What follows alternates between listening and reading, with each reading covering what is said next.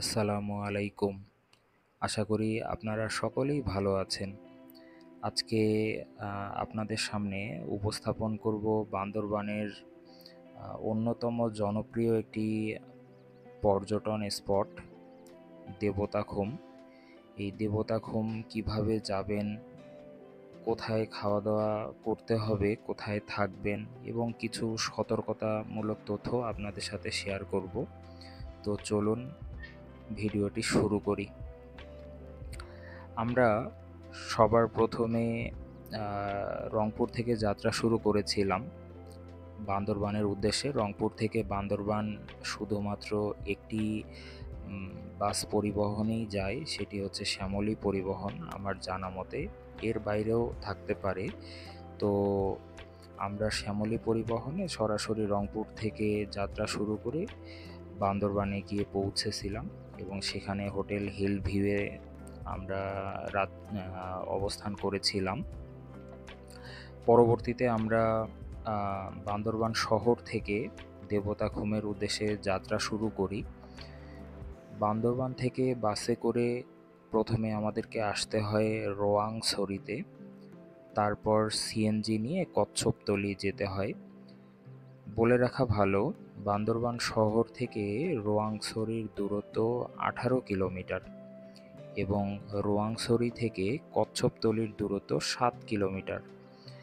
তো Bandarban Rowangchhari bus stand থেকে প্রতি ঘন্টায় রোয়াংছড়ির বাস ছাড়ে। ভাড়া আমরা যখন গিয়েছিলাম তখন 60 টাকার মতো ভাড়া পড়েছিল জন প্রতি। আর রোয়াংছড়ি থেকে কচ্ছপতলির সিএনজি ভাড়া 150 থেকে 200 টাকার মতো দরকার হয়। তবে আপনি চাইলে বান্দরবান শহর থেকে সরাসরি জিপ অথবা সিএনজি রিজার্ভ করে কচ্ছপতলি চলে যেতে পারেন। সেক্ষেত্রে জিপ ভাড়া আমাদের সময় লেগেছিল 2000 থেকে 2500 টাকার মধ্যেই।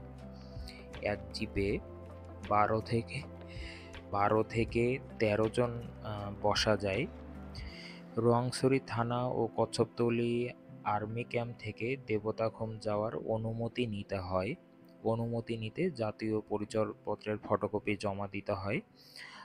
আর সবসময় এই সকল যাত্রাপথে জাতীয় পরিচয়পত্রের ফটোকপি সাথে রাখতে হয়, যে কোনো প্রয়োজনে দরকার পড়লেই যাতে আমরা প্রোভাইড করতে পারি।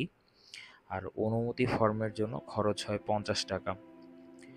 দেবতাখুম যেতে আমাদেরকে গাইড নিতে হবে এবং যে কেউ আপনারা যখন দেবতাখুমে যাবেন তখন অবশ্যই গাইড নিতে হবে। কচ্ছপতলি অথবা রোয়াংছড়ি থেকে আপনি গাইড নিতে পারবেন। তো যাত্রাপথে আমরাও একজন গাইড নিয়েছিলাম। উনি খুবই ভালো মনের মানুষ, আমাদেরকে অনেক সহযোগিতা করেছেন এবং খুবই ভালো ব্যবহার ছিল তার। ডেসক্রিপশন বক্সে আমি তার নাম্বার দিয়ে দিব, নাম সহ, আপনারা চাইলে যোগাযোগ করতে পারেন। সাধারণত একজন গাইড একসাথে 10 জনের টিমকে গাইড করে। এর কম হলেও গাইডের জন্য একই খরচই প্রযোজ্য। গাইডের অন্যান্য খরচ কে বহন করবে তা গাইড যখন আপনারা ঠিক করবেন সে সময় কথা বলে নেবেন। এছাড়া দেবতাখুমে প্রবেশ, লাইফ জ্যাকেট ও সেখানের ভেলা ব্যবহারের জন্য জন প্রতি প্রায় 150 টাকার মতো খরচ হয়। আর আপনারা সাধারণত খাওয়ার যখন প্রশ্ন আসে তখন বলে রাখা ভালো, দেবতাখুমের আশেপাশে খাবারের কোনো ব্যবস্থা নেই। দুপুরের খাবারের জন্য কচ্ছপতলি বাজারে আগেই অর্ডার করে যেতে হবে। কচ্ছপতলির আশেপাশে অনেক কয়েকটি হোটেল রয়েছে যেখানে খাবার পাওয়া যায়। তো সেক্ষেত্রে আপনারা একটু দেখে শুনে কথা বলে নেবেন। এই ক্ষেত্রে যাবার সময় কতজন খাবেন, কি দিয়ে খাবেন তা বলে গেলে ফিরে আসার সময় খেয়ে নিতে পারবেন। আপনাদের যে গাইড থাকবে তিনি আপনাদেরকে এই ব্যাপারে সহযোগিতা করতে পারবেন। আর যখন হচ্ছে কচ্ছপতলী বাজারে আপনারা পৌঁছবেন, সেখানে কিছু দোকান আছে যেখানে অনেকেই আপনাকে হয়তোবা ডাকবে যে মোবাইল মোবাইলের যে কাভার রয়েছে, এক্সট্রা যে কাভার যা পানি থেকে আপনাকে সুরক্ষা দেয়, এগুলো কেনার জন্য। তবে প্রাইসটা অনেক বেশি থাকে, তো আমরা এগুলো অ্যাভয়েড করেছিলাম, নেইনি। তো আপনার যদি মনে হয় যে আপনার ফোনকে পানি থেকে সেভ করা দরকার যে কোনো কারণেই, তো সেক্ষেত্রে আপনি কিনে নিতে পারেন।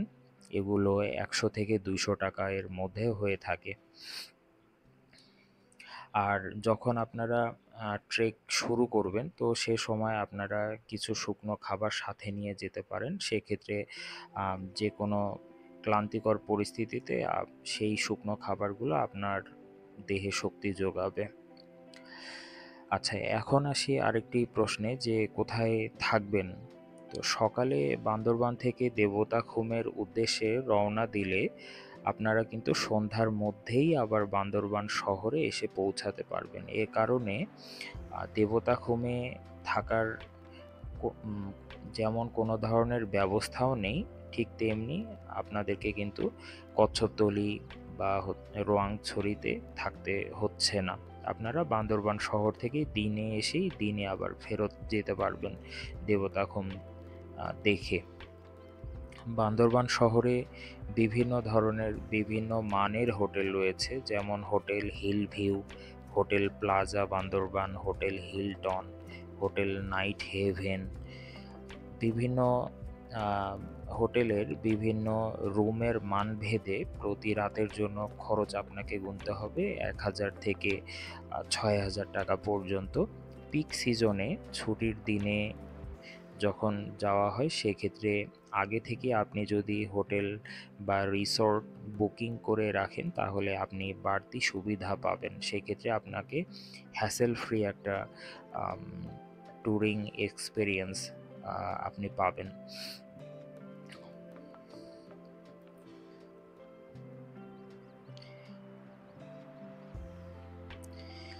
দেবতাখুম বান্দরবান জেলার রোয়াংছড়ি উপজেলায় অবস্থিত। খুম অর্থ হচ্ছে জলাধার। দেবতাখুম মূলত তারাসা খালের একটি অংশ, যার দুই পাশে পাহাড় দিয়ে ঘেরা এবং গভীর পানির পাথুরে জায়গা। বান্দরবানে ছোট বড় অনেক খুম আছে, যেমন থানচির আমিয়া খুম, ভেলা খুম ইত্যাদি। তবে বান্দরবানে ঘুরে দেখার মতো যত খুম আছে, তাদের মধ্যে দেবতাখুম সবার কাছেই জনপ্রিয়। এর কারণ হলো খুব সহজেই এই জায়গা থেকে ঘুরে আসা যায়। স্থানীয়দের মতে এই খুমের কিছু জায়গা প্রায় ৫০ ফুট গভীর। তো বুঝতেই পাচ্ছেন, সাঁতার যদি জেনেও থাকেন, তো সেক্ষেত্রে পানিতে ঝাঁপ না দেয়াই ভালো, বুদ্ধিমানের পরিচয় দেয়া হবে। এই খুমের দুই পাশে রয়েছে বিশাল জঙ্গল। উঁচু পাহাড়ের কারণে খুমের ভিতর সরাসরি সূর্যের আলো পৌঁছায় না। তাই খুমের ভিতর যত যাবেন ততই শীতল অনুভূত হয়। জায়গাটি খুবই শান্ত এবং কোলাহল মুক্ত। বাঁশের ভেলায় চেপে এই খুমের ভিতর যাওয়ার সময় পর্যটকদেরকে এক রোমাঞ্চকর অনুভূতি দেয়। এবং খুমের পানি কিন্তু অনেক স্বচ্ছ, তবে সিজন ভেদে। দেবতাখুম সব সময়ই যাওয়া যায়, এক এক সময়ের এক এক রূপ থাকে। বর্ষাকালে পানি প্রবাহ বেশি থাকে আর শীতকালে কমে যায়। বর্ষায় পানি বেশি থাকে বলে যাওয়াটা কষ্টসাধ্য এবং পানির রং সে সময় আপনারা স্বচ্ছ পাবেন না। এছাড়া বর্ষায় ফ্ল্যাশ ফ্লাডের আশঙ্কা থাকে। বলে রাখা ভালো, ফ্ল্যাশ ফ্লাড আপনারা যদি প্রথম শুনে থাকেন, তো সেক্ষেত্রে আমি একটু আপনাদের সাথে শেয়ার করি যে ফ্ল্যাশ ফ্লাড কি।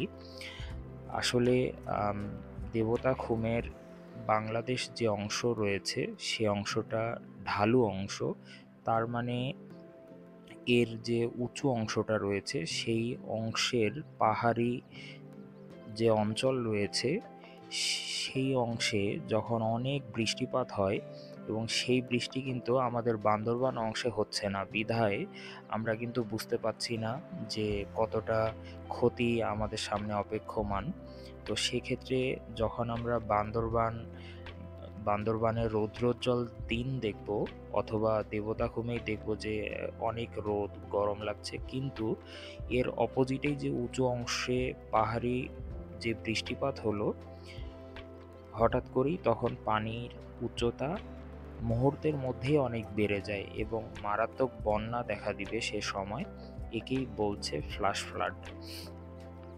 তো আপনারা এটা এক্সপ্লোর করার আগে অবশ্যই ওয়েদার আপডেট একটু নিয়ে নেবেন। বান্দরবানের আশেপাশের অংশের ওয়েদার আপডেট নিয়ে নেওয়া ভালো হবে। সেই জন্য সবথেকে ভালো হয় বর্ষার পরবর্তী সময়ে যাওয়া। আমরা যে যাত্রাটা করেছিলাম, আমরা অক্টোবরের শেষ সপ্তাহে যাত্রা করেছিলাম। সে সময় ওয়েদার খুবই ভালো ছিল এবং আকাশ পরিষ্কার ছিল, একদম ব্লু স্কাই আমরা পেয়েছিলাম। আপনারা ভিডিওতে দেখতে পাচ্ছেন যে দিনটি অনেক রৌদ্রোজ্জ্বল দিন ছিল। আর আমরা খুবই এক্সাইটেড ছিলাম এবং বিশেষ করে যখন আমরা দেবতাখুমের উদ্দেশ্যে নৌকায় রওনা দিই তখন খুবই ভালো লাগছিল। আশেপাশে অনেক পাথর দেখতে পাচ্ছিলাম, ছোট বড় অনেক ধরনের পাথর যা পানির সাথে মিশে ছিল। কোনো কোনো পাথর পানির নিচে ছিল, কিছু পাথর আবার পানির উপরে ভাসমান। তো খুব সুন্দর অনুভূতি দিচ্ছিল। দেবতাখুম সহ বান্দরবানের যে কোনো খুম দেখতে যাওয়ার আদর্শ সময় হলো অক্টোবর থেকে এপ্রিল মাস। তো আপনারা আপনাদের সুবিধা মতো সময় নিয়ে দেবতাখুম এক্সপ্লোর করতে যাবেন। আশা করি আপনাদের অনেক ভালো লাগবে। এবার কিছু সতর্কতামূলক তথ্য আপনাদের সাথে শেয়ার করি। কচ্ছপতলিতে গিয়ে আর্মি ক্যাম্পে রিপোর্ট করাতে গেলে জাতীয় পরিচয়পত্র বা অন্য কোনো ফটো আইডির ফটোকপি লাগে, তারপরে কিন্তু দেবতাখুমে ঢুকতে পারবেন। এছাড়া আপনারা কিন্তু প্রবেশ করতে পারবেন না। আর কচ্ছপতলির পর ফোনে কোনো ধরনের নেটওয়ার্ক পাবেন না। আপনারা যখন পুরো বান্দরবানই যখন এক্সপ্লোর করতে যাবেন, তো সেক্ষেত্রে টেলিটক এবং রবি আপনাকে ভালো ফিডব্যাক দিবে। এছাড়া বাকি অপারেটরগুলো থেকে খুব একটা ভালো সার্ভিস পাওয়া যায় না, সব থেকে ভালো পাওয়া যায় টেলিটকে। ট্রেকিংয়ের জন্য আপনারা ট্রেকিং বুট ব্যবহার করতে পারেন। চাইলে আপনারা প্লাস্টিক বা রাবারের স্যান্ডেল ব্যবহার করতে পারেন। আমরা বার্মিস স্যান্ডেল নিয়েছিলাম, এটি খুবই ভালো আরামদায়ক অনুভূতি দিয়েছিল ট্রেকিংয়ের ক্ষেত্রে। ভেলায় চড়ার জন্য আমার মতো লাইফ জ্যাকেট সঙ্গে করে নিয়ে যাবেন। আপনি সাঁতার জানেন চাই না জানেন, কিন্তু আমার মতে লাইফ জ্যাকেট সাথে করে নিয়ে যাওয়াটা খুবই জরুরি। আর সাঁতার না জানলে অবশ্যই পানিতে নামবেন না। আর এখানে বলে রাখি, আর ভেলা আপনি চাইলে ভেলাতে করে যেতে পারেন। তো সেক্ষেত্রে কিন্তু ভেলার কিছু অংশ পানির উপরে থাকে, বাকি অংশ পানির নিচে থাকে। তো ওভার এক্সাইটেড হবেন না কোনো কিছুতেই, কারণ একটু অসতর্কতা অনেক বড় বিপদ ডেকে আনতে পারে। তো সেক্ষেত্রে সাবধানে থাকবেন, কারণ অনেক সময় পানির নিচেই পাথর থাকে, আপনি পড়ে গেলে আঘাত পেতে পারেন এবং সেখানে আপনাকে উদ্ধার করার জন্য কিন্তু কেউই নেই।